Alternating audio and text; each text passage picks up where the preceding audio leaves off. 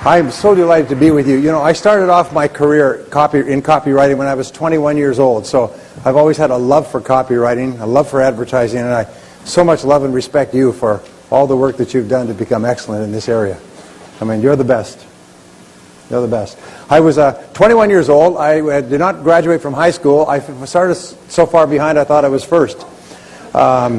I was working at laboring jobs for several years, and then I saw an ad in the paper. It said, copywriter requires, a beautiful ad. Copywriter required a person who can make words express and flow and motivate and excite people and everything else. I thought, that'd be a great field to get into. So I went and applied to this little advertising agency for a job as a copywriter. And they, gentleman, I still remember, very nice guy, very bright, very smart, very articulate, well-educated, well-spoken. But I didn't even know what a copywriter was. I thought a copywriter was a person who created ads and pictures and all kinds of things. I had no idea, but he was very patient with me. And he said, why do you want to become a copywriter? Have you thought of something else? Because you really don't know anything about the field. And I was kind of put off. I was selling door to door at that time. So I said, thank you very much. I appreciate it. He was very gentle with me and so on. So I went down to the library and I got a book on copywriting. And I began to read the book on copywriting. I finally understood what copywriting was, which is something that we eventually get to. And so I read, and I looked at different copy, then I read another book, and I read another book, and I began just literally totally immersed myself in studying copy, and studying the best advertisements of all time, and the way that they were written, and the various emotional appeals, and so on. And so once I figured I had a sense for it, in the city that I was working in, this agency that I'd applied to is like number 10. Okay, I also found out the rankings of various agencies. So then I went to agency number 9, and I applied for a job as a copywriter. And this time they listened, and I had written a couple of things, taken a couple of ads from the paper and rewritten them and so on. They thanked me very much, and they said that really was not what they were looking for. And I said, well, why not? They said, well, it's because of this and because of that and so on. So I said, thank you very much. I went back and I kept reading and writing, and after another month I went to the 8th largest agency. And I worked my way up the food chain. I got rejected, rejected, rejected, rejected, rejected, rejected, rejected, rejected. But each time the rejections were less.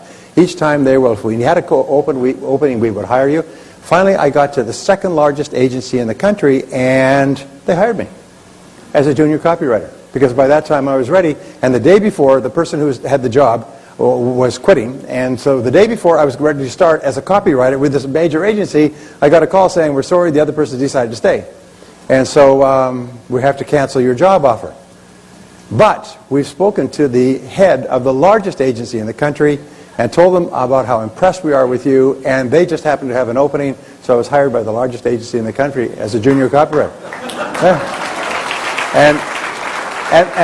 And I pass that story on not just for myself, but I pass it on because there's a lot of persistence required in this business.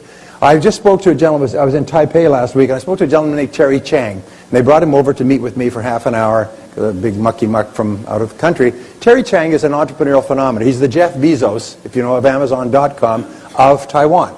And 11 years ago, he went back to Taiwan after getting a degree in the U.S. to start a business, and he decided to start what he calls Books.com, which is the equivalent of Amazon.com in the Chinese book language, of which there are many thousands of books. And he had to start off, he said there were 6,000 publishers. He had to get them to give him the rights to sell their books.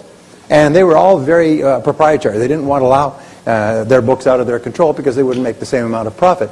Well, he had to knock on doors and knock on doors and knock on doors. He had to go from one to another, year after year after year. He had to beg, borrow, steal. He had to sell off, hypothecate every single part of his business. He said he kept working and working and working. It took him 7 years before he finally got most of the major book publishers to allow him to carry his books. He said it took him 6 years of calling on the number 3 publisher before they finally said yes. They said no for 6 years. It was only in the 7th year they gave him the right to carry the books. After that, the others all got on board. He's now the 3rd largest bookseller in Taiwan, probably the 3rd largest bookseller in the Chinese language. Within a year, he'll be number 2. Within 3 years, he'll be number 1. He's been in the business 11 years now, hammering away. So sometimes people, surprisingly enough, will say no to you. the first couple of times, and you just have to realize that you just have to keep calling back. He said if he had quit after he had been told no a few hundred times, he said he'd never accomplished anything. Now he's got 200 people. He's a phenomenon. He's written up in all the newspapers. He's wealthy. He's got a beautiful home. He said his wife just hung in there the whole time because it was real slim going for a long time, but he just never quit. And every single time I talk to a successful person, I ask them, what's the secret to your success? You know what they'll tell you? Is I just don't quit. I won't quit. I wouldn't quit. I just kept on. I never quit. So I pass that on to you. If you want to boil down success to just one thing, it's not intelligence or education or great grades or wonderful things. It's just never quitting. So today I want to talk to you about pumping up your profits.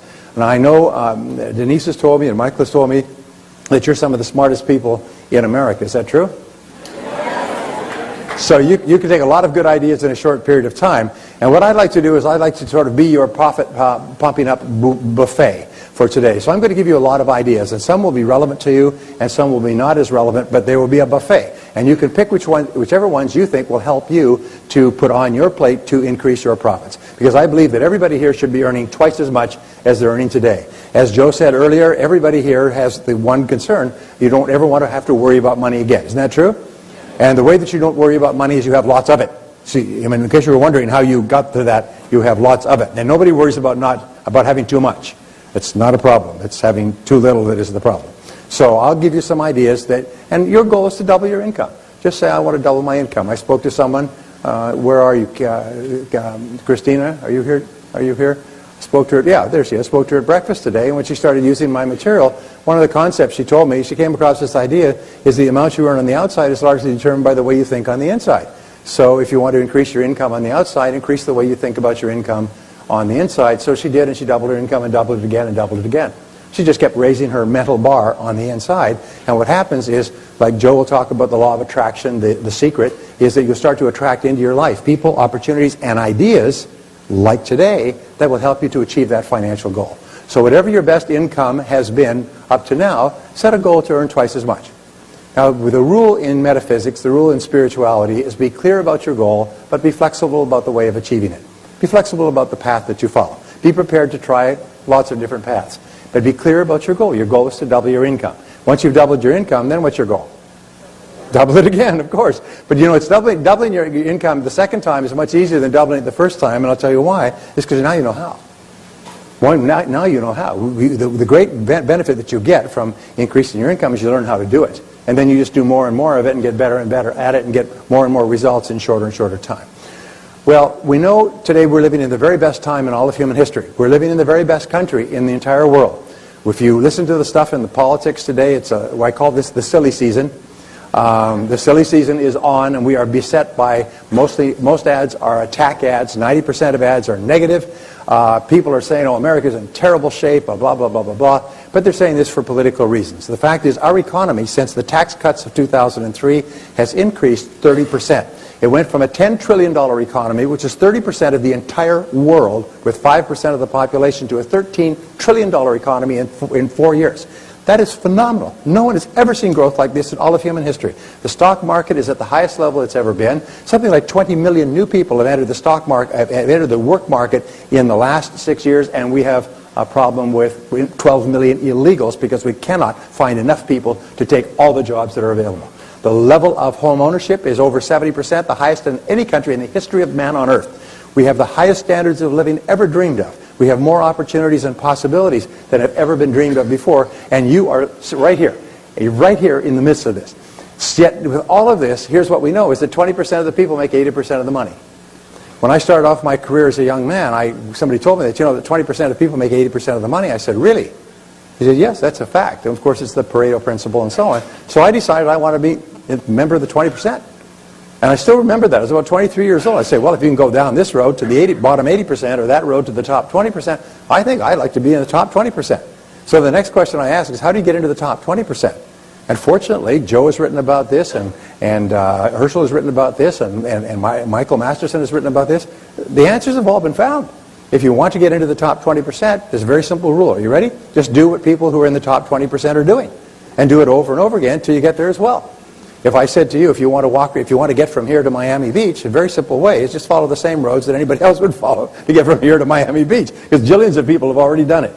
The dumbest thing in the world is to try to make it up yourself. So that's what I will share with you. Now, there's an article in Fortune magazine that said the top 5% of Americans control 50% of American wealth. Actually, we used to say that 80% of the money in America is controlled by women. And they know how to get their hands on the other 20% in a pinch. Which turns out to be a true statement. But because women live much longer than men. It's very simple. And they automatically inherit what the men leave. So they wait long enough, they'll end up getting it all. Anyway, that's a separate subject. So here's the interesting discovery, is that everybody starts off at the bottom. I used to feel sorry for myself because I started off with nothing. I had no money. I lived in my car. Like Joe, I was homeless for a while. I lived in my car. I worked at laboring jobs. I slept on the ground. I never missed a meal, but I did postpone quite a few of them indefinitely. And once I lost 30 pounds just through careful eating. Or non-eating. Anyway, and I used to feel sorry for myself because I started off with nothing, and then I realized everybody starts off with nothing. Everybody starts off with little or nothing. And if anybody starts off with something, they blow it completely, as quickly as they can, get back to nothing. As a matter of fact, in America, whenever you make any money, the first thing people do, turn off your phone, is to blow it, is we get rid of the money. So Napoleon Hill, you know, there's a new book by Andrew Carnegie. Napoleon Hill was commissioned by Andrew Carnegie to interview 500 of the richest men in America, all self-made, all started with nothing within one generation. And so he spent 22 years interviewing these people, and he came up with 3 conclusions. Number one is they all had certain qualities and skills in common, especially skills with regard to their fields in common. Number 2 is no one started with these skills. Many of them were penniless immigrants. Many of them came from farms and poor families. No one started with any of these skills. And number 3, all the skills are learnable. Of course, you know that because of the American Writers and Artists Guild. You know that all skills are learnable. But this was an incredible breakthrough to me, is you can learn anything you need to learn to achieve any success that you want to achieve. And if hundreds of thousands and millions of people have already done it, then you can do it as well. And 80% of all self-made millionaires in America start off selling personal services. Did you know that? They start off selling their own services. They start off with nothing. They have no assets. So they sell their own services, and they get better and better at selling their services, and they increase their value more and more. They increase their income, and then they do intelligent things with the money. They don't blow it. You know. Remember, I saw this bumper sticker recently. It said, "Dear God, please send us one more boom. This time I promise not to piss it all away." You know, well, anybody knows what I'm talking about there. Anyway, so I began studying business and financial success, and I found a very interesting discovery is that businesses succeed for a specific reason, and they fail for a specific reason as well. So here's a question for you. How many people here work on straight commission? How many people here work on sales or work on straight commission? Now that's a kind of a trick question, because the answer is we all work on straight commission. We're all in sales, and we all work on commission. We all work on getting a piece of the value that we create. The number one rule for becoming wealthy or financially successful in America or anywhere else is add value. Add value, create value, add value. And when we create and we add value, we get a piece for ourselves. And the more value we create, the bigger is the piece that we get. When Joe talks about earning $450,000 in one commercial, he's created value. People gave him money because he created value for them, and they gave it to him voluntarily, and they gave it to him gladly because of the value he created. So always remember, we are all on commission. We are all in sales. From the time you take your first job to the time you retire, you're the president of your own company, and you're in sales. You're the president of an entrepreneurial company with one employee, yourself, and you have one product to sell into a competitive market. What is it? Yourself, your own time. That's basically what everybody starts off with. Don't feel sorry for yourself. The only question is not where you are, but as we say, it doesn't matter where you're coming from. All that really matters is where you're going. So, and where you're going is limited only by your own imagination. So here's the second question. What's the highest paid work in America? Well, the highest paid work in America is thinking. And the wonderful thing is that you are knowledge workers. You are knowledge workers. So you're at the front of the line. Is that the highest paid work in America is thinking, because of what? And it's because of one of my favorite words, and you need to think of this word for the rest of your career. The word is the word consequences. is you can always tell the value of something by the consequences of doing it or not doing it. Now, you know this because you have invested an enormous amount of time and effort to develop your skills in copy, in advertising, internet marketing, and so on. You realize you're one of the 5%, the elite, that realizes the way that you improve your future is by getting more knowledge and skill in the present, investing the time and the hours and the money to learn the things, because the consequences of learning these critical skills and then getting better and better at them can be extraordinary. They can make all the difference between you having a wonderful life, living in a beautiful home, having money in the bank, retiring with a happy retirement for the rest of your life, or worrying about money all your life. So consequences are important. So thinking is the most highest paid skill of all. And the quality of your thinking determines the quality of your life. If you want to improve the quality of your life, you improve the quality of your thinking. Well, Calvin Coolidge once made this famous statement, which you've heard of. He said, the business of America is business. Is what we do in business is, what we do in America is we do business. And with regard to the geopolitical ramifications of this, every single administration from Washington all the way through to today has been focused on creating a world that is good for American business. Because a world that is good for American business creates opportunities and possibilities for the American people. And creating a world that is safe for American business, creating oil lines so we can have oil from wherever we have to have it, trading relationships, free trade agreements have all been aimed at improving the climate for American business. And when people say, oh, America's in the Middle East for oil, I'll tell you what, if we didn't have the oil that we are dependent on from the Middle East, what would happen to our economy?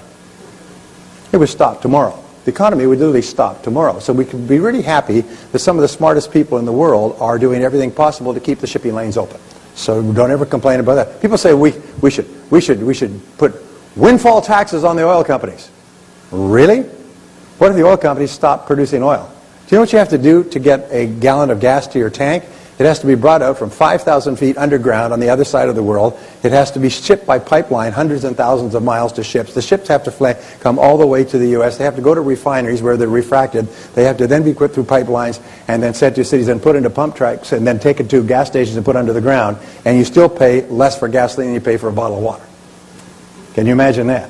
The question, you always have to ask the question, if the oil companies didn't do it, who would do it? And the answer is, thank God they're doing it. When you think about that, they have to invest billions and billions and billions of dollars so you can fill up your tank for less than you pay for a bottle of water. Isn't that interesting? I don't want to get into economics, but you know what the problem with politics is? It's the word politics. It comes from the Greek. Poly means many, and ticks means voracious bloodsuckers. He said, the purpose of a business, he said, is not to make a profit, it is to create and keep a customer. Profit is the result of creating and keeping a customer in a cost-effective way. That's yours and my job, is to create and keep customers in a cost-effective way. Create and keep clients in a cost-effective way. Now, there's only 7 ways that we can increase our profitability. And I want to give these to you briefly, and then I'll come back to them and we'll talk about them. Number 1 is you can increase the number of leads. You can increase the number of leads. In other words, the people who may be prospects for your services. By the way, what is the difference between marketing and selling? I know you're all experts in this, so I'm sorry to ask you such a dumb question, but what is the difference between marketing and selling? Right. The answer is that marketing generates leads. In other words, it tells people that the product or service is available and makes people interested in finding out more, and selling converts the leads into customers. That's the major difference. It's really important to understand that. The purpose of marketing is to make selling unnecessary, or as unnecessary as possible. Really good marketing will bring people in waving the money, ready to buy, tear the product or service out of the vendor's hands. But that doesn't happen that often. So number 1, the way you can increase your profits is increase the number of leads, because there's a rule that says the quantity of leads determines the quality of leads. In other words, the more leads you have, the more likely it is that you have leads that will convert. The second law is lead conversion, is to convert those leads. In other words, to have a specific method or process of selling that takes a person who is interested in using your services and takes them to the point where they buy your services. And I'll give you some ideas on that in a little while. Now, the third way to increase your profits is to increase the number of sales. Increase the number of clients that you have.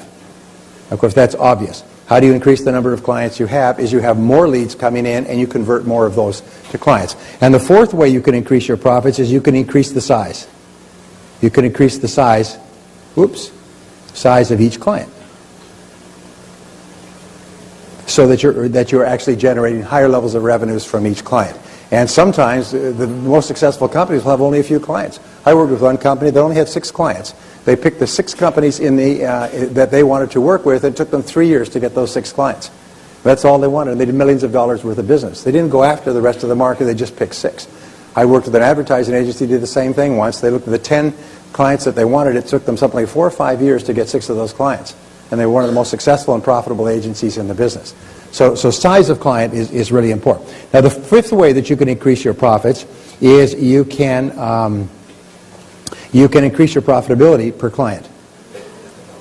Now, this is a really important area. And profitability means the amount of money that you earn relative to the amount of time and expense that you spend to get a client. In fact, many companies, by the way, make the mistake, many individuals and professionals are actually selling to clients where they're making little or no money. Sometimes they're losing money. And I'll explain that to you in just a second. And now the 4th way, or the 5th way, that you can increase your profitability, is, I'm sorry, the 6th way.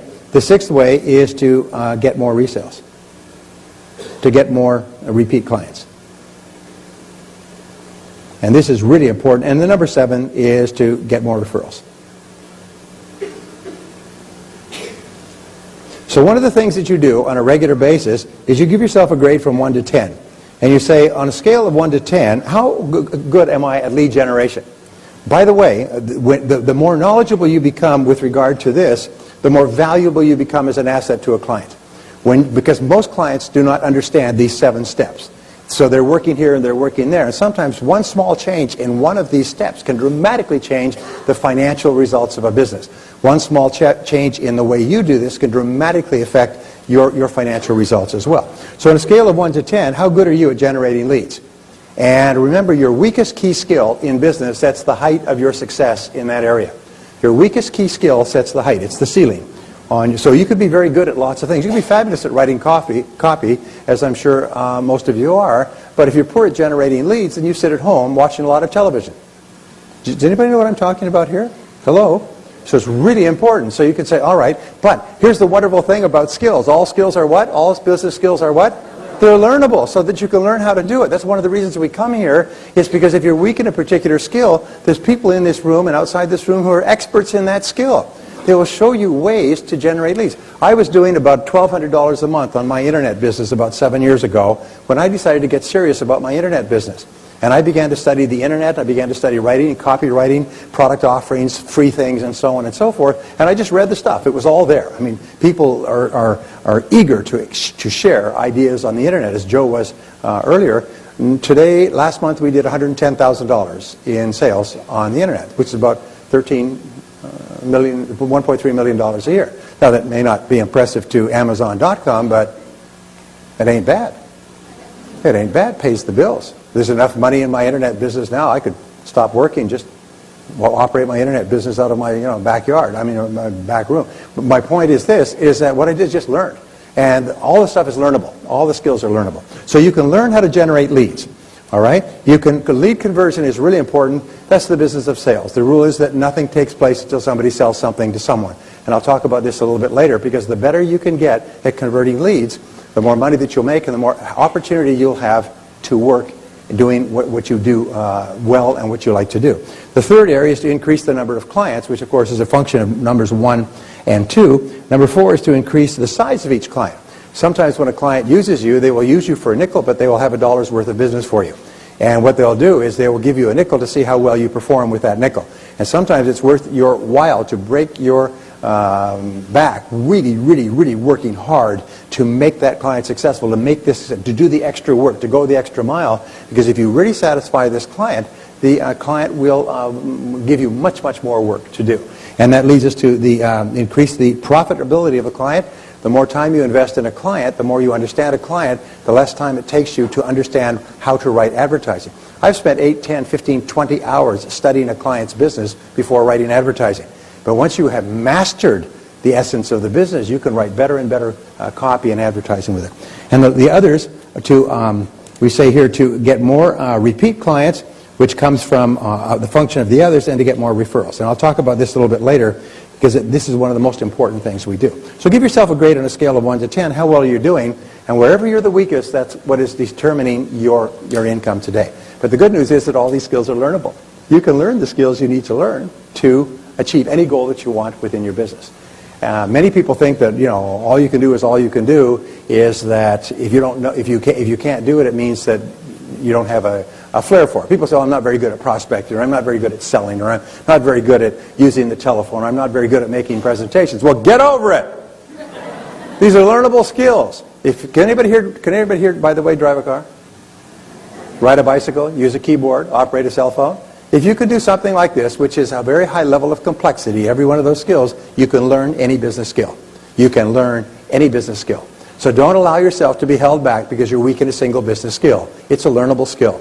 You're not very good at speaking? Well, you'll learn how. Every single person who is good at speaking today was one time terrified of it. They couldn't lead silent prayer in a phone booth, as they say. Now, there's a company in San Francisco called Maricon and Associates, and they did a write-up on them in Fortune magazine a few years ago, and they called them the Maricon Men. Take off on the movie. And what they do is they go into a company and they analyze the company, do a profit analysis of a company. And I want to give you this as a tool for you to think of. Remember, the more tools you have, the better that you can think with regard to your business. And what they do is they come out, and I designed this because from reading the article. But what they found is that every company has a series of products, services, activities, advertising, marketing, sales methods that are profitable and unprofitable. The first thing they do is they go into a multi-division company that has lots of products. And most products in multi-division companies, they lump together administrative expenses, overhead expenses, staff expenses, utility expenses, and so on. What they do is they go and they tease out and they work out the exact profitability of every product that the company sells. They took the exact sales volume, all the returns. They look the exact cost of advertising, cost of promotion, costs of production, cost of manufacturing, cost of shipping, cost of defects, cost of everything, to work out exactly the profitability of each product, or in your case, each service, or each client. And then they organize them on a scale. And they say, this is your number 1, this is your number 2, and there's always a scale, by the way. For whatever you do, if you do a series of things, there's a profitability that is attached to each one. And there's always for number 1, there's always a number 2. There's always number 1 and number 2 with regard to you and I. It's the number of hours that we have to put in to generate a certain amount of net revenue. The number of hours of travel, the number of hours of work, the number of hours of investment, and so on to generate a certain amount of net revenue. And then this is the profit. Then they find that a lot of the products that multi-divisional companies have are losing money. And so what they'll do is they'll show every single product of the company along a scale like this. And then by the way, when they do this presentation, they hand out barf bags to the senior executives because some of them throw up because they're finding they're putting all of their money. They've got this great product over here that sells like in huge quantities, and they're losing money every single time. And they can't understand why they're losing money. By the way, think of the words Ford, General Motors, Chrysler. That's where they are here. They're selling products where they're losing money. They're doing tens of billions of dollars worth of business and losing more money than you could even dream of ever even seeing in your lifetime. Imagine losing billions and billions of dollars a year on tens of billions of dollars in sales. What's going on? The answer is the costs of producing those products relative to what they actually end up with at the end of the day is so much lower. So one of the things you need to do, and by the way, this is very important as a tool if you want to be an advisor to your clients, is to help them understand what are their most profitable products. The worst use of time is for them to have you writing copy and doing advertising to sell more of a product that they're not making any money on. And many companies are not even aware of that until you help them to understand it. Whenever I show this to business people, it changes all their processes. They stop, they bring in their accountants and their controllers, they start to do call it forensic accounting. They go back and they look at every single product, and they're astonished to find that product, which has been sells like Old Man River, is what's maintaining this whole company, and they don't even pay attention to it. Whereas this product that they're spending all their time advertising and promoting is they're losing money every single time they sell one. So therefore, ask yourself, what are your most profitable services? What are the things that you do that are most profitable? What are your most profitable clients? What are your most profitable ways of marketing? Where do you get the highest level of response rate when you advertise, when you sell, when you visit, when you call on people, and so on? And then organize them like this.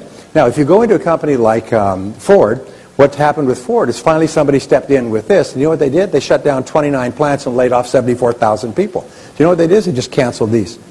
They said, we can no longer, these plants where are manufacturing products where we're losing money are dragging down the entire business. The business will drown if we don't get rid of these plants. And that's what General Motors is doing. Every large company eventually has to do this. They have to stop producing products and services where they're losing money. So, in terms of profits, remember that net profit is the name of the game. That's what Baron de Rothschild said many years ago. Always focus on net profit. Not gross income, but the amount of money that you have left at the end of the day. What is your net profit? So, really important. Okay. There are 4 keys, 4 thinking tools. Remember, you are knowledge workers, and the better you think, the better decisions you make. There's basically 4 keys to marketing strategy, and they've never changed. And if you're ever having problems in any form, in any area of marketing and sales, it's because of a problem in one of these 4 areas. And these are things that you think about. And by the way, these are things that you use to help your clients, because most clients have backed into their businesses and don't know these concepts. These concepts are very simple, but I've been astonished. I speak to Fortune 500 companies and they don't know about these concepts. Or, in many cases, they've stopped thinking about them. So number 1 is specialization. And specialization is the starting point of strategic marketing. Specialization means that you specialize rather than generalize. It means that you focus and concentrate. You hone in on your very best customers or your very best product and service. And there's 3 ways that you specialize. 1, you can specialize in a specific service. We could say a specific product or service. What many companies do is they find that the only way they can practice these is divide into divisions, where a particular division specializes in a specific product or service. You cannot be all things to all person. Or you can specialize in a particular industry. There are some people who specialize and all they do is work in a particular industry. But of course, the more you work in a particular industry, what happens? What happens? Come on. You get better and better and more knowledgeable in that industry. Some of the highest paid copywriters, people that get $50,000 for writing an advertising piece, I see them all the time, specialize in a specific industry. And people say, who's the best person in our industry? Well, it's this copywriter in New York, and they'll hire that copywriter and pay them anything because this copywriter has an intimate knowledge of the industry, and what he does is he adds on his specialized knowledge of that particular company and then creates copy that is worth a fortune. And here's the third, is a particular type of client. Particular type of client or customer or market. Like some people will say, I'm only going to work within the Florida area, or I'm only going to work within driving distance of my home. So they specialize in a market. I'm only going to work with this type of industry. They specialize in this industry. Because what the market pays for is expertise. They pay for you to be very, very good at what they do. There's nothing more effective, and I learned this, and Joe will tell you this, and Merrill will tell you this, people in professional speaking. When you start off, a person calls up and says, can you speak on this subject? And you're trained to say, absolutely, I specialize in that area. And customers say, oh, really? Yes, that is my specialty. Customer service, selling, marketing, advertising, security concerns, data processing, whatever it is, that's my specialty. You know, we'll say anything to get a job when we're starting off. I know that doesn't apply to you, but so therefore specialization is the key. Now, let me ask you this question. What is the one word in selling, in business, in marketing, in your profession that more determines your sales, your level of income, your repeat business, your referrals, the home you live in, your standard of living, your house, your home, your car, the schools your family goes to, and whether you end up wealthy, financially successful, and retired in a beautiful home on the hill? What's the one word that determines all that? Can you guess? Pardon? Who said that? Credibility. You've been here before. Son of a gun. You're absolutely right. It's the most important single word in business is credibility. It's credibility. Now, Merrill, I'm sorry, Merrill? The gentleman that... Herschel. Herschel had his word. Oh, are you here, Herschel? Yes. His word was verisimilitude. Did you see that? Verisimilitude. What is that? It's another word for credibility. Is the truthfulness of what you say. So credibility is everything. Is people buy or not buy because of your credibility? Credibility means that they believe that if you make a promise, you can keep it. If you say that you will do such a thing, that you will do it on time, on schedule, and it will work. There is nothing that is more important than your credibility. And here's the rule with regard to credibility. It is this: everything counts. Everything counts. Everything counts. Everything that you do or don't do, everything that you do or fail to do, everything is a plus or a minus. Everything counts with regard to credibility. And when you specialize in a particular area, and you've done your homework in a particular area, and you're knowledgeable in a particular area, your credibility goes up. Here's an important point. Have you ever spoken to a client that says, well, leave it with me, let me think it over, and they don't hire you? Have you ever had this happen? Say yes. Of course, it'll happen all the time. Now, when you meet a prospect for the first time in business, because of what Herschel was saying, what Joe has said, other people have said, is the client's level of fear is very high. Has anybody here ever made a buying mistake? Of course. You've put out good money and you did not get what you were promised. You did not get the product or service, or it didn't work, or you found it better or cheaper somewhere else, or you couldn't get it serviced, and you were disappointed and you wished you'd never done it at all. You had that experience? Say yes. Okay, so what happens is every single person in our commercial market, Herschel was saying the average person is confronted with 3,000 ads a day. It may be 4,000 or 5,000 if you're living in a big city. What it means is that each person has made buying mistakes, and so therefore when they meet you for the first time, their fear level is very high. Their fear of making a mistake, paying too much, getting the wrong thing, being out the money, being disappointed once again, being left at the altar, being not respected in the morning. And your credibility is very low. So everything that you do from the moment of the first contact with that, and we'll talk about this a little bit later, the first contact affects this balance. It changes the balance one way or another. It either raises your credibility or lowers it. Now, as your credibility goes up, the fear goes down. As your credibility gets higher and higher, the fear gets lower and lower. And until it finally reaches the point where your credibility is so high, the person books you and pays you exactly what you asked for and is happy with your services. And everything counts. Every single customer contact, everything you do or don't do, every bit of preparation that you put in before you see a client. One of the things I tell my sales audience is I said, before you ever call on a corporate client, go to their website, download the whole website and read it from cover to cover and take notes. When you sit down with a client, you better know everything there is to know about that client that's publicly available.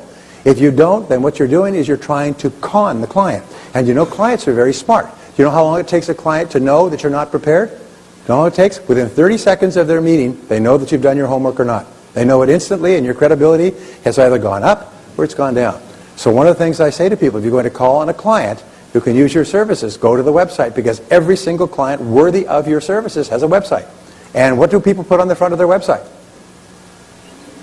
They put their best information. Their front page is their bragging page.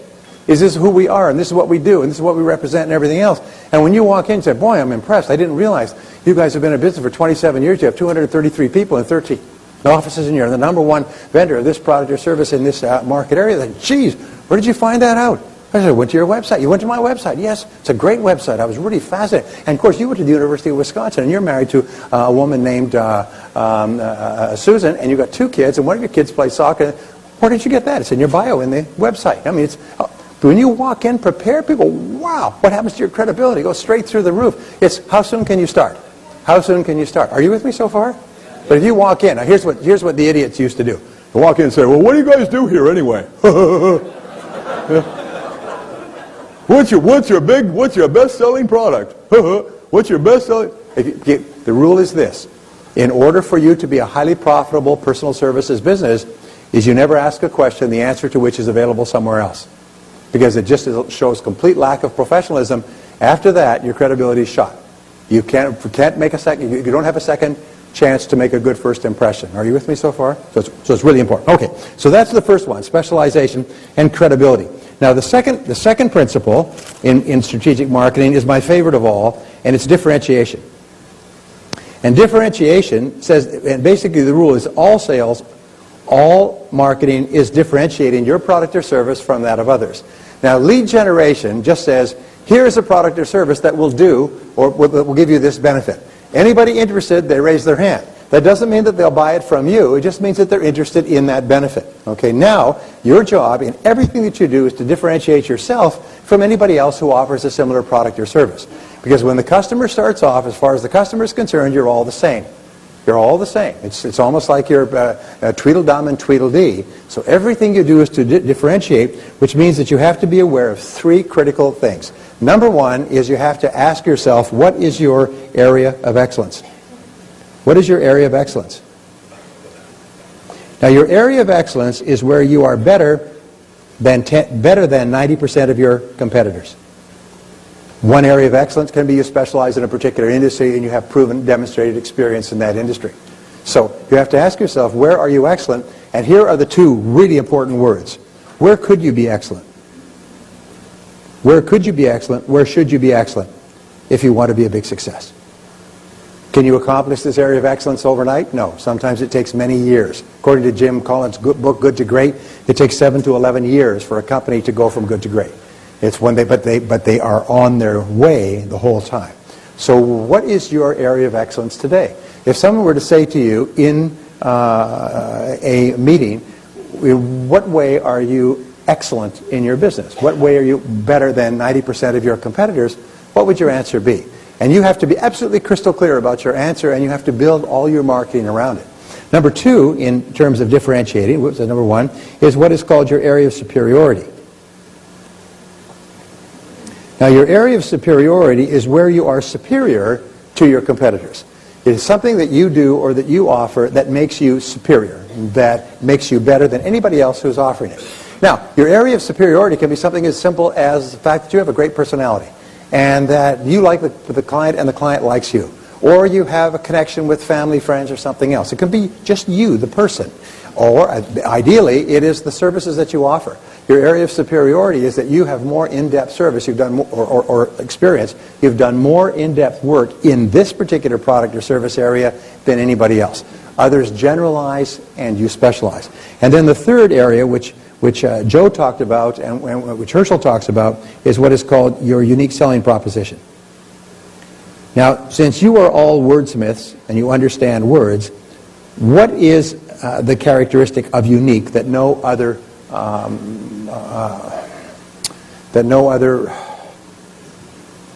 that makes it unique? What's the word I'm looking for? Not adverb, but adjective. What is the quality of the adjective unique that makes it separate from any other word? Any other adjective? What is it? It's one of a kind. That's very important. In other words, it cannot be uniquer or more unique or less unique or better or anything else. It is only unique. It only means one. So when you ask what is your unique selling proposition, it means what is it that you offer that nobody else offers. You are unique. There's no one else that has the same thing. It is one and only. And you always have to have a one and only. And sometimes your one and only can be that you invest far more hours on a client's account. Sometimes your one and only could be that you live closer to the client. Sometimes your one and only could be that you have specialized knowledge and experience in an industry that most people who write copy don't have in that industry. But you have to know what it is, and that becomes the organizing principle of all of your marketing. You focus on where you're excellent, where you're superior, where you're unique. And if you don't have them, then the next question is, what could they be? What should they be? What could they be? And here is what could it be? What should it be? And sometimes it's something that's very obvious, something that jumps out at you. But there's a rule. Remember Jack Welch's rule? If you don't have competitive advantage, don't compete. If you don't have a unique selling proposition, you can't compete. You can't go into a market and be a Me Too person unless you just basically want to worry about money for the rest of your life. So here's the third key to marketing strategy. And the third key is segmentation. And segmentation means that you look at your market and you ask yourself, who is your target market?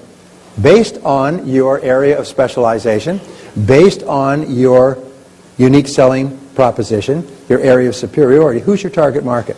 Even ask yourself, who is your ideal customer? If you could have any customer at all, who would be the very best customer? Who is your perfect customer? Who would be the perfect client for you? Now, the way that you do this is you say, based on what I specialize in and what I'm really good at, who are the clients who most appreciate and will most readily pay for what it is that I do better than anybody else in my area of specialization? So the word is, where can you add the most value? Where can you add the most value? And this is the key to creating wealth, add the most value. Which customers most appreciate what you offer? If, for example, I had problems with my left hip for a long time, and my kids used to. I thought it was a muscular thing, so I took yoga and stretching and everything else. And my kids used to joke, and I would be walking along like this because my kids would walk along behind me going. And I'd catch them at it, and pretty soon people were saying, "Are you all right? Are you all right? Are you all right?" And I was doing physical therapy or physical training and so on. Finally, the guy said to me, he said, "You know, it may not be muscular, it may be a joint. You should go and see a specialist, an orthopedic specialist." I said, "Who would you suggest?" Well, he had a contact with a doctor at Scripps Hospital in San Diego, who I learned later, his name was Dr. Cliff Caldwell. And this is the hip surgeon's hip surgeon. This is where doctors who have hip problems go, and they fly from all over the world. And so I got in to see him. It took me about a month to get in to see him. This guy is a genius. He's a genius. He's like Zorro with a sword. He's just like a magician. And so he came in, I do the x-rays, and I'm sitting there, he comes in, takes the x-rays, puts them up on the wall, says, "Yep, hip's gone." He said, "The other one's going too, but this one's gone already." He said, "So this is a completely optional exercise, or optional operation. You can have it now, you can have it later, you can have it whenever the pain gets too great." I know it doesn't matter to me because I found out he's busy for months, years in advance. So I finally had my hip replaced. And I had my hip replaced by him because he was the best. He was superior. And by the time I had my second hip replaced at last, 5 years later, the first operation was 3.5 hours. His technology had improved so well he could do it in 1 hour and 45 minutes. The difference was 1 week in the hospital recovering from the anesthesia and everything else. The second operation, 1 hour and 45 minutes, I walked out the next day. Walked out with a new hip. I mean, the guy's genius. Somebody said, "You know anything about Cliff Caldwell?" "Yes, best in the country on hip surgery." Or at least one of the best in the country in hip surgery. And people line up, pay him any amount. You never even ask the amount. Never even ask the price. They line up, "When can you do it? Please, can I get in?" They fly from all over the country just to be operated on by Cliff Caldwell. That's what we want people to do. When they think about advertising copy, when they think about what you specialize in, they want to say, "You're the one. You're the one." Okay? So segmentation is you must be clear. And there's a question, by the way.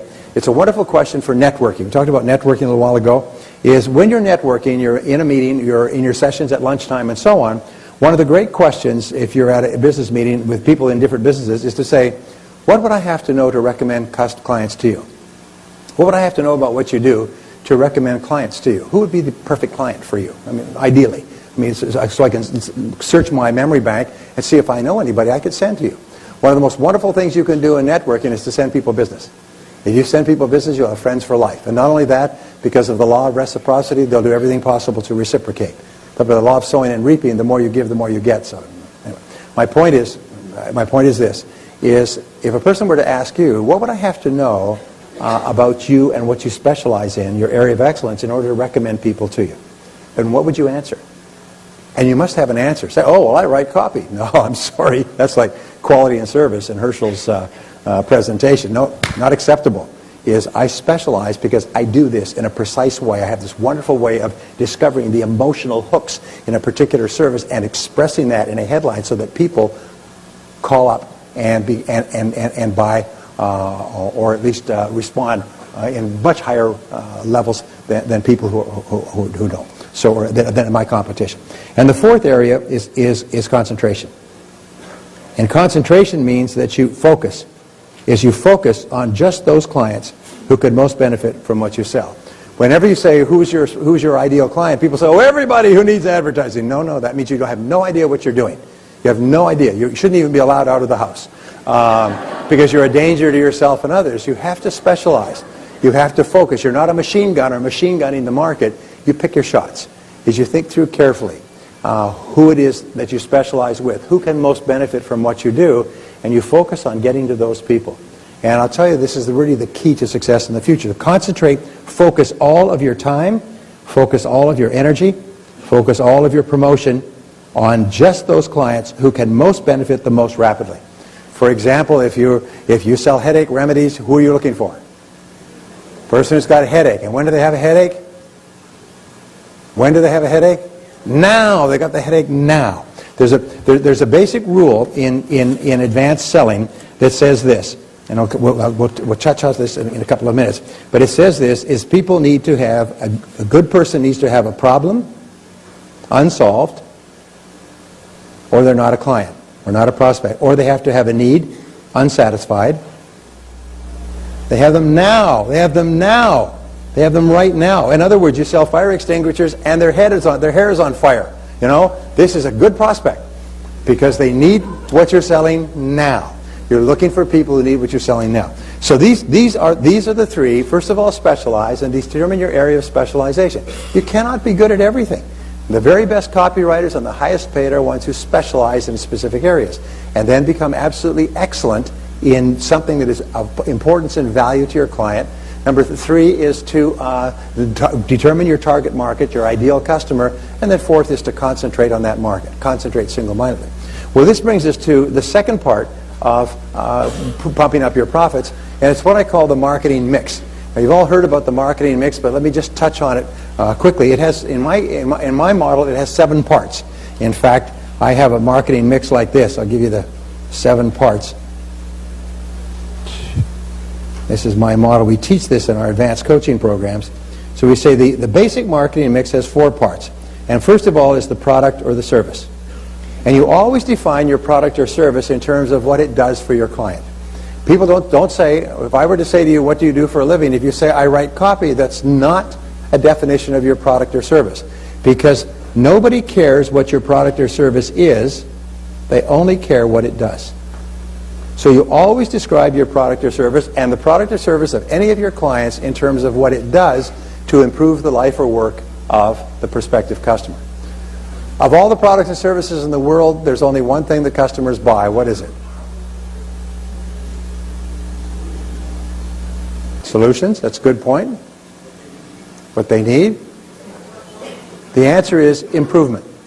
Is all people buy is improvement. From the beginning of history, 6,000 years ago, from the first open markets, people buy an improvement. They believe that your product or service will help them improve their life or work or some way. They'll help them improve their business, improve their sales, improve their customer lead generation, and so on, is they seek improvement. They seek that your product or service will help them to do it better than they're currently doing it. Because if they do not see or perceive an improvement in their situation, they will not act. They will say, let me think about it, leave it with me, do a proposal for me, leave me some information, I'll get back to you next year. Have you heard any of these things before? It's because they don't perceive the improvement. So everything that we do in life is to improve people's life or work in a cost-effective way. And the improvement that they want from you more than anything else is greater lead generation. Is that true? If you're in advertising, it's greater response rates. What is it that all business people want to do? Can you guess? It's one thing. They want to sell more of their product or service. That's what they want to do because the business of America is business. And the purpose of a business is to create and keep a customer. And so therefore, that's the reason that they hire you. So you have to be clear about what the product does. And by the way, when you're writing copy, forget about all the details and brochures and everything else. It's helpful to know. But what you want to know is specifically what the product does to improve the life or work of the customer. And of all the things that the product does, what's the one thing that will elicit the greatest response the very fastest? Because if you can make that electrical connection, like an electrical arc, it'll cause the phone to ring. Some years ago, I was doing a seminar in Ada, Michigan, actually Grand Rapids. And I was doing it with a group of promoters. And they told me this interesting story because I spoke to the advertising guy who wrote the copy. Anyway, they've been advertising and running ads on the radio. And so this gentleman, his name is Barry Lebov, L-E-B-O-V. And he has an agency in Grand Rapids called Lebov and Beyond. Isn't that cute? Cute name. Anyway, I was talking to him on the phone because he talked to me. He phoned me to ask me some questions. He had called up the promoters, and they had been running ads on the paper and running ads on the radio. And they were telling me privately that they weren't getting much response. So then they got a phone call from this guy, and he said, how's the promotion going? I heard your ads on the paper. They said, oh, it's going really well. It's going great. We're really happy, expecting a lot of results later on, cumulative effect. Whenever the advertising is no good, people say, well, you need a cumulative effect. You need to run it more often. If it's not working, then do it harder. Anyway, he said, well, I have only one question for you. And they said, yeah, what's that? He said, is your phone ringing? And there was a silence. And they admitted, well, no, they're running all these ads, but the phone wasn't ringing. People were not registering for the seminar. He said, give me the account. He said, and I'll get your phone ringing or you won't have to pay me anything. And he went back, he called me up, he identified the critical benefits that people would get from attending this seminar. He put the advertising together in such a way that if you didn't attend, you'd be crazy, especially if your competition did. He ran these ads, and the seminar had about 100 people in it. After 6 weeks of advertising, within 2 weeks it had more than 1,000 people. The phones rang off the hook. They had to bring in their children and their wives and their friends to answer the phones. The phones just went crazy because the advertisement was focused on the specific benefit, not the fact that a seminar is going to be offered, but what the seminar will do for you in your career. Are you with me so far? So it's really important to keep focused on what does it do? What does it do? Not what it is. And we work with our entrepreneurs all the time. We say, tell me about your business. And they always describe, I sell insurance. No, you don't. You sell security and peace of mind. No, but we sell the finest insurance packages, estate planning. No, you sell taking care of the most important people in your life if something accidentally were to happen to you. You don't sell a thing. You sell an experience. You sell a feeling. You sell how the person will feel as a result of using the product. Anyway, I'm getting off. I don't mean to duplicate what you already learned. So the second is the price. Now this is really important. It's one of the hand-biting, white-knuckle parts of any business is setting the price, establishing the price. And you can tell if your price is correct. How can you tell? The amount that you charge is correct. How can you tell? No, you're fully busy. You're fully booked. People are buying you at that price. When do you raise your prices? When you have too much business and you try to discourage business. The only time you raise your price is to discourage, or in other words, to limit the amount of business to the amount of business you can deliver. If you are overwhelmed, you've got work that takes you 7 days a week, it means you're not charging enough. So therefore, what you have to do is you have to constantly think about, am I charging the right price? Should I have an introductory price? Should I have a discount price? Should I have staggered prices? Should I have bundled prices? Should I break my services down into separate prices? And you know more about this than I do, but you have to keep revisiting the issue of price because people are very price sensitive, especially if they have no other basis of comparison. The third part of the marketing mix is what is called the place, is where do you sell? In what place do you make contact? Did you make contact on the internet? Do you make contact face-to-face, person-to-person? Do you make contact on the phone? Do you work out of your home? Do you work out of your office? And so on. Let me tell you a quick story, which I thought was cute. No, I'm sorry, I'll come back to this in a second. I'm getting ahead of myself. So the place is really important. Where are you going to work? Are you going to work in a certain geographical area? Are you going to go and see clients, or the client's going to come to you? But the place is important. And what I would suggest, people will say, well, I can work anywhere in the country. Well, that's true, but much of your work, at least initially, is going to require face-to-face contact with your customers. Very hard to do any kind of long-term work by telephone or by email. You've got to somehow make that chemical, that emotional connection with clients. And so I know many people who say, I'm only going to work within 50 miles of my home. I'm only going to work with people I can work with face-to-face. Now, as it happens, there are 20,000 businesses in America per million population. So we have 300 million people in America now, or slightly more, times 20,000 is what's that? 12 million businesses? Actually, it's about 12 million businesses that actually report to the income tax department, which means they have staff. That means there's 12 million people. There's 20,000 businesses within a million people. In southern Florida, there's probably several hundred thousand businesses that could be your client. You don't have to travel all over the world to find clients. In fact, if you can't find clients here, traveling all over the world may not be a good idea. The fourth P is promotion. And promotion is how you sell, how you market, how you advertise, how you get the goods out of the woods. Now here's an interesting point. If you are selling your services to show people how to attract leads, is to market to bring in people who are interested in buying, if you can't do it yourself, something's pretty wrong here. So we need to become really, really good at lead generation for ourselves, and we want to become really, really good at lead generation for our clients. Is that true? Say yes. So on a scale of 1 to 10, keep grading yourself. How good are you? How good is your product or service relative to your competitors? How good are your prices? Are your prices correct? And always be open to the possibility that you may be wrong. Are you selling in the right place, and do you have the right promotion? And of course, this is advertising, and this is sales, and this is follow-up, and there's all the different things that you do to actually translate a prospect into a customer. Now the next P's are things that I've added on, and the first is called packaging. And this is where I wanted to talk about. Packaging is the look. Now, human beings are about 95% visual in their first impressions. Is what they see is what impacts them more than anything else. We say there's 22 times the nerves from the eye to the brain is from the ear to the brain. So what people see has 22 times the impact of what they hear. And what counts with regard to packaging? Everything counts. Everything counts. Every single part of your visual appearance counts. And I am so disappointed. I see people who are bright and smart and intelligent and well-educated and ambitious and desirous and so on and so forth, and they go in front of a client and they look like they fell off a watermelon truck and were beaten up before they came into the office. And they think, well, it's okay because I'm selling my intelligence and my creativity and everything else. But human beings are hit by your visual appearance like a wave. Wham! It hits them so hard that in 4 seconds they decide whether to use your services. Within 30 seconds, they've finalized their opinion of you, and from then on, they're just going through formalities. And I've worked with countless people, and by the way, I won't go into this because I can always tell the highest paid people in any room. You. I know exactly who they are because of the way they look. Why? It's because human beings make a lot of decisions based on superficialities, not based on your talent or skill. They don't even get that far.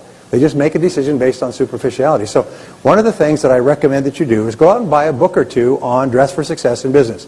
There's some of the best books based on the best research on how to make the greatest and the best impression, the proper colors, the proper grooming, the proper everything that you can get, and with some modifications in your appearance, dramatically increase your perceived credibility, your verisimilitude. And it's really important that you do that because what counts? What counts? Everything counts. Everything counts because you're asking a person to give you money in exchange for what? You're asking a person to give you money in exchange for promises. You say, you give me, I'll give you some promises that this copy will be good and will work, or that my services will be good. And you give me some money that I can go and spend right now. I'd like some money up front. I'd like some money as we go along. In other words, you're asking a person to take a big risk. And people have been burnt over and over again. So your job is not to give them any reason not to believe you, trust you, to have to perceive you as credible. Are you with me so far? Really, really important. Okay. Oh, damn, I love this stuff. Okay. The next is positioning. And positioning is the way that you are thought about and described by your customers. The whole thing of positioning, Joe's an expert in this. You could talk about this all day long, positioning, because it's so important. It's basically how do people think about you and talk about you when you're not there? What is the way they think about you and talk about you, and especially how do they describe you to others? After you leave their office and they turn and say, who were you just with? Well, so-and-so. Well, what was it like? Well, what did they say? How are you positioned with your clients? And the other question is, how would you like to be positioned? And the critical thing that you're looking for is the words. And we could spend a lot of time on this, but basically you're looking just for the words. What are the words that you want people to use after they have spoken to you? When someone says, what is your name, sir? Larry. And what is your name? Carrie. So let us say Carrie asked me about you, and I know you, I've done business with you, I've worked with you. Tell me a little bit about Larry. What do you know about him? What would you want me to say? And if he was a prospective client, what would you want me to say? Does superb work? He's a great, super person to work with, does great work, he's punctual, his advertising really works, causes the phone to ring off. Is that what you want them to say? Now, if that's what you want people to say, then what do? You make sure that every single customer contact and every customer interaction builds that perception. Because perception is reality. Is what all top companies and all top professionals do is they're constantly aware of the perception that they're creating, and they work to shape the perception. They work to shape the perception so the person thinks of them as qualified, competent, positive, personable, excellent at what they do, easy to work with, and so on. It is so important. In my office, it's been my philosophy all my life, but we try to make it easy for customers to deal with us.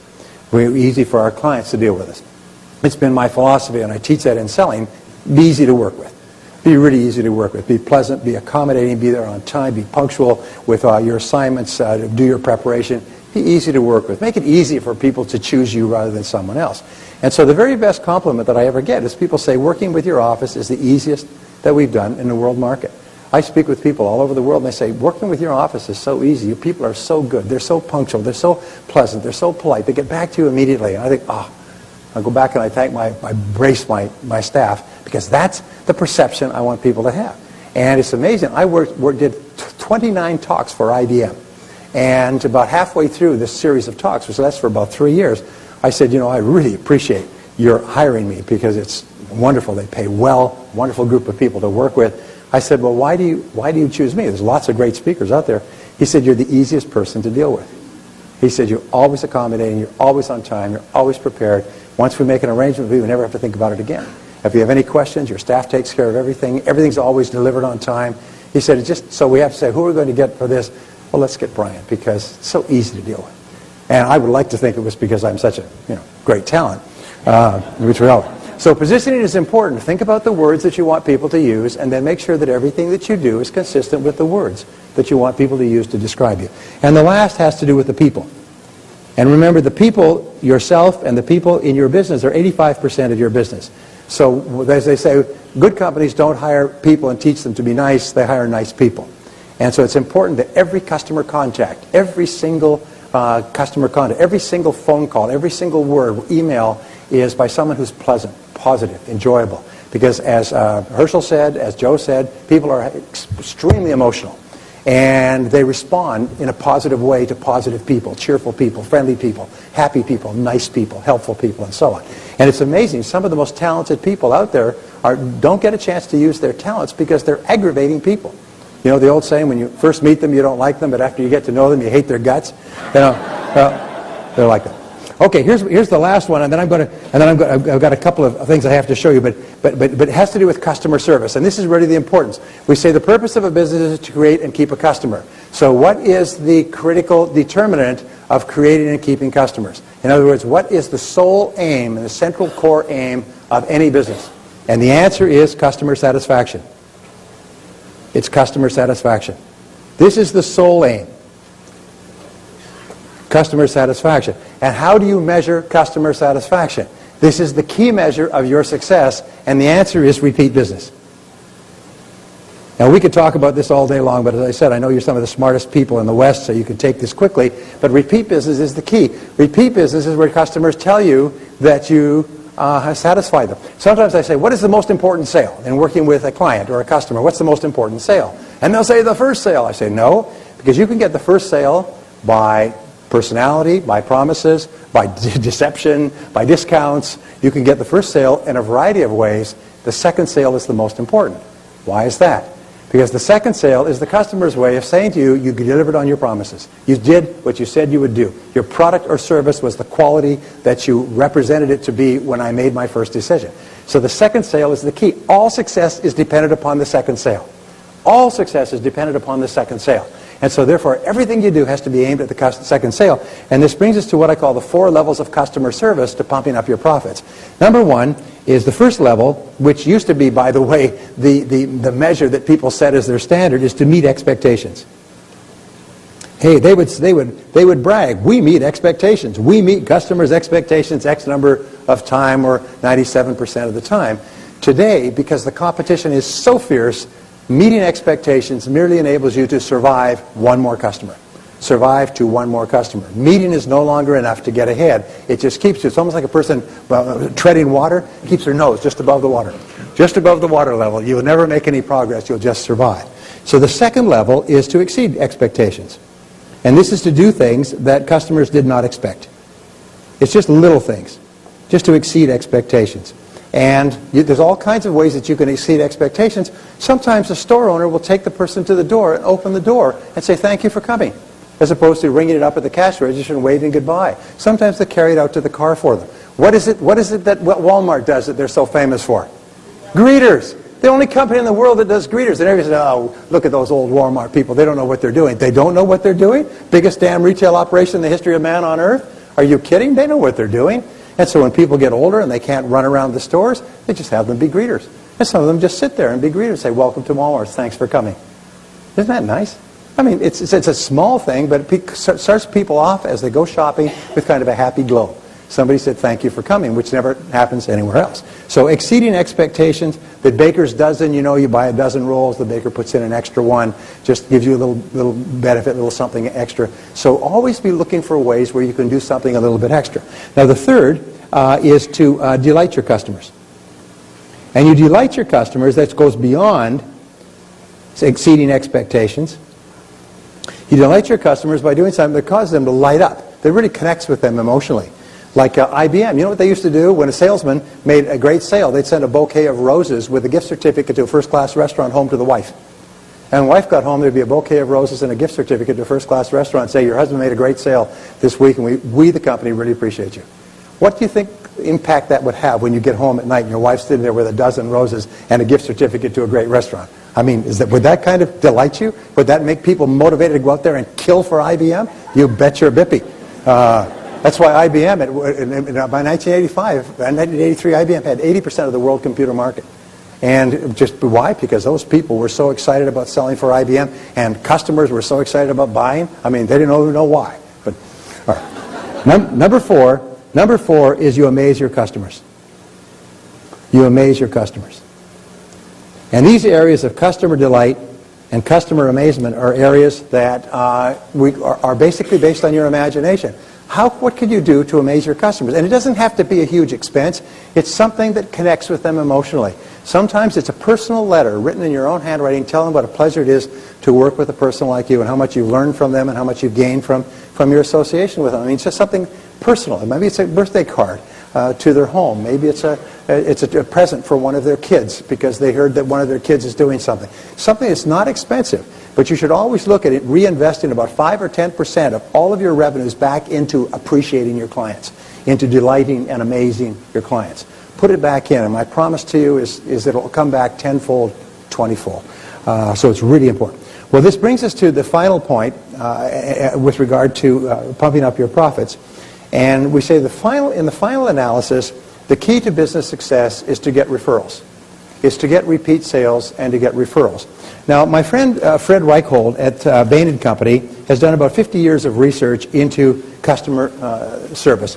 And what he's come up with is a concept which he calls the ultimate question. And it's based on years and years of research. He has installed it now into many of the biggest companies in the world, and it transforms the business completely. And the ultimate question, he says, after you've taken every customer survey and every analysis and every poll and every telephone call and everything else, is summarized in the ultimate question. And the ultimate question is this, is would you refer us to others? Would you refer me, refer or recommend me to others? He said it can all be summarized in the answer to this question. And what he does in the book, and you don't need to read the book because I'll give you the essence of it right here, is he asks them on a scale of 1 to 10, how comfortable would you be referring me to other people based on the way that I have taken care of you?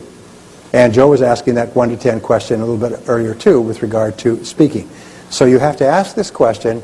If you were to ask your clients, and most people don't want to know, if you were to ask your clients on a scale of 1 to 10, based on the way that I have worked with you, would you recommend me to others? Would you because the very best business you'll ever get will be referral business. When you walk in with referral business, you piggyback in on the what of the person who sent you?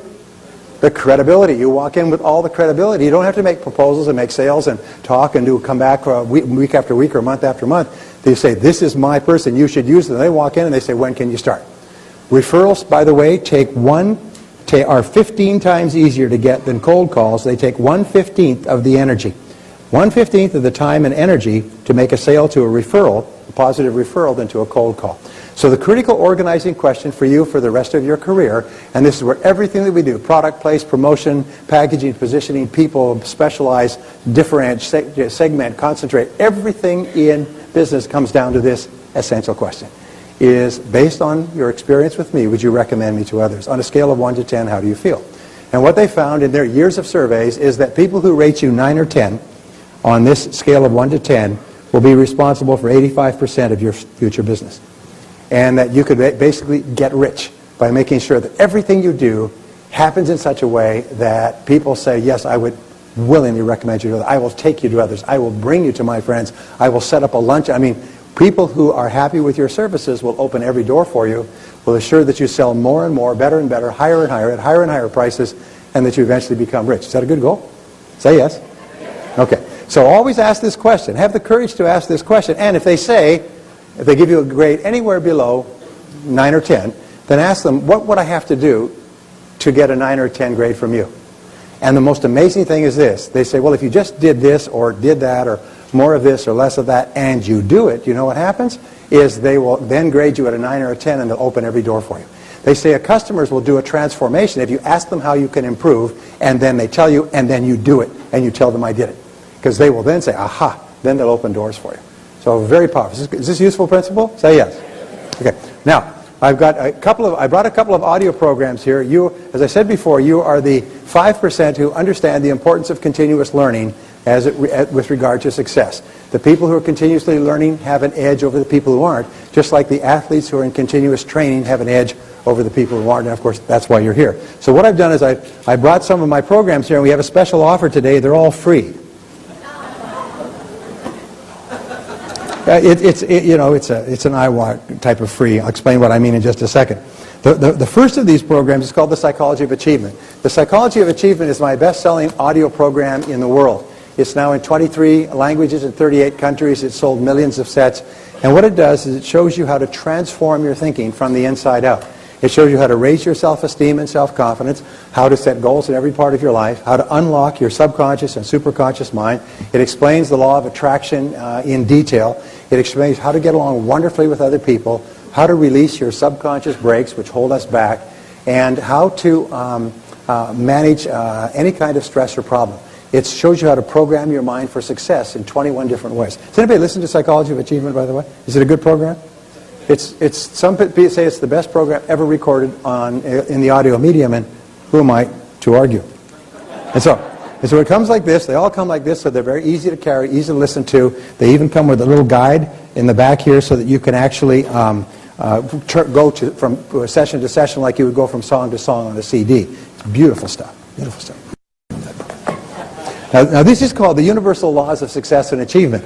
This is a phenomenal program. It's got something like 153 laws that have been pulled out over the entire history of man, philosophy, religion, metaphysics, history, and so on. And they're the laws of life, the laws of success, the laws of achievement, the laws of relationships, the laws of health, the laws of time, the laws of leadership, the laws of entrepreneurship, the laws of money, the laws of good fortune. It's a phenomenal program.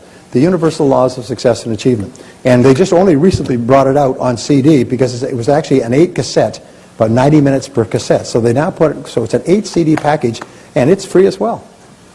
Wonderful program. Damn. Okay, this is called Thinking Big. This is based on our discovery that the bigger that you think about yourself and your potential, the more you accomplish in life. And so Thinking Big shows you how to dramatically increase the way that you think about how much you can earn, the person that you are. It shows you how to set definite goals in each part of life. It shows you specialized methods of organizing your thinking. It shows you how to dramatically expand your possibilities for yourself. It's a wonderful program. It's one of the best-selling, The Keys to Personal Power and Maximum Performance. This is called The Psychology of Success. This is based on the 10 proven principles of success used by all top people worldwide throughout history, including the principle of purpose, the principle of excellence, the principle of creativity, the principle of responsibility, the principle of courage, the principle of persistence, the principle of continuous learning, and so on. It shows you the psychology of success and the psychology of failure, and then the 10 principles that all top people use. It's based on this concept that if you change your thinking, you change your life. If you change the way you think about yourself, if you start to think like the most successful people, you start to get results out of all proportion to the efforts that you put in. And that's free as well. This is called the Luck Factor. This is an extraordinary program that says that success is not based on luck, it's based on probabilities. And we call it the luck factor, but it's really the probability factor. We say that if you do certain things in a certain way in each area of your life, you dramatically increase the probabilities that you'll be successful in that area. Simple as if you make more calls, you'll generate more leads, which will lead to more sales, which will lead to more business. If you have more business, then the fulfilling of the business will cause you to become better and more competent and more capable, which will get you more recommendations and resales and referrals. Are you with me so far? So that what it basically says is your entire success is under your own control. It's not based on external factors, it's based on probabilities. And it's based on the probabilities in terms of time, money, health, relationships, business, entrepreneurship, personal development, and so on. It's a wonderful program. I was in England recently and doing a talk, and these two brothers came up to me and they said they were selling financial services. They were just basically in their mid-20s, making almost no money at all. They had one old car between them. He said today they make about $3 million pounds a year. They're the most successful financial advisors 10 years later. They said the turning point in their life was when they listened to the Luck Factor. They listened to this and they realized their entire life was under their control. And instead of feeling that they were victims because they came from poor families and they were starting off with no connections and everything else, they have just literally become phenomenons in their field. The last two I want to show you, this is called Master Strategies for Higher Achievement. These are a series of principles used by successful people in every critical area. There are strategies like the ones we've talked about in marketing and selling. There's zero-based thinking, which is drawing a line under your past and analyzing everything you're doing based on the situation today. There's strategies with regard to, again, money, relationships, time management. They're the strategies used by the smartest people in every field. And the last one is called breaking the success barrier. And this is based on the 12 military principles of strategy applied to human life. What we did is we looked at, and I spent years and years studying great battles that were won and lost by the application or failure to apply a particular principle of military strategy, like the principle of the objective, the principle of the offensive, the principle of the mass, principle of maneuver, principle of intelligence, principle of simplicity, economy, and so on. And what I showed is that these principles apply to your work as well and to your personal life. And that all great leaders, all successful people apply these principles systematically, and as a result, they're in the top 20% or the top 10% or the top 5%. And again, it's based on the principle that when you think like the greatest leaders of history, the men and women who have accomplished the very most, you soon start to get the same results that they do. And that's free as well. They're all free. So what we say is that they're free in this sense, is that we give you a 100% return on investment guarantee. You can take the programs, you can listen to them, try them out, and if for any reason at all they don't more than pay for themselves and turn out to be free in your own estimate, then you can give them back and there's no charge. And sometimes we even say we'll give you a 10 times, and for you I'll give you 100%, I'll give you 1,000% guarantee. In other words, if you take the program and you don't get 10 times back the value, then you can send them back to us and there's no charge. And you've heard me say this in front of everybody. Now, this is an unconditional guarantee. That means you don't have to fill out a form or go to a notary or get a note from your mother. You just have to say, I didn't like it, and the guarantee lasts for 1 full year. So you can take the programs, you can look at them, listen to them, try them out for a year. They're the best-selling and most popular audio learning programs of their kind in the world in multiple languages. If after a year you don't like them, you can send them back. Is that a fair? Say yes. And I'm happy to say, I mean, if you're looking at me kind of skeptically, I'm happy to say that we get very few back. Of course, we move a lot. Just kidding, just kidding. Now, there is a small deposit to answer your question, sir. We say that these programs, and by the way, I'm going to Australia on Saturday. In Australia, they sell them for $175 a piece, which even with a differential is about $140, $150. Now, are we going to charge you that kind of money? No. And they sell for $110, $120, $130. Are we going to charge you that kind of money? Say no. And $100, and $90, and $80. And the answer is no, no, no, and there's Ginsu knives. Any one of these programs is only $75. Imagine changing your whole life, doubling your income for $75, guaranteed. Any 2 or 3 of these programs is only $70 each.